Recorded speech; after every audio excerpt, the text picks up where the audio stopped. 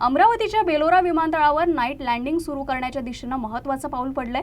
विमानतळावर बसवण्यात आलेल्या DVOR यंत्रणेची चाचणी यशस्वी ठरली असून नियमित रात्रीची विमानसेवा सुरू होण्यासाठी DGCA कडून अंतिम परवानगीची प्रतीक्षा आहे। अमरावती विमानतळावर नाईट लँडिंगसाठी आवश्यक असलेली DVOR अर्थात Doppler VHF omni directional range यंत्रणा यशस्वीपणे बसवण्यात आली आहे। 2 आणि 3 मार्च रोजी तज्ज्ञांच्या उपस्थितीत या यंत्रणेची चाचणी घेण्यात आली असून ती यशस्वी ठरल्याची माहिती समोर आली आहे। या आधुनिक यंत्रणेच्या मदतीने रात्रीच्या वेळी विमानांना धावपट्टीची अचूक दिशा आणि अंतराची माहिती मिळणार आहे। त्यामुळे भविष्यात बेलोरा विमानतळावर रात्रीच्या विमान सेवेचा मार्ग मोकळा होणार आहे। गेल्या 2 महिन्यांपासून तज्ज्ञांच्या मार्गदर्शनाखाली या यंत्रणेची स्थापना करण्याचं काम सुरू होतं।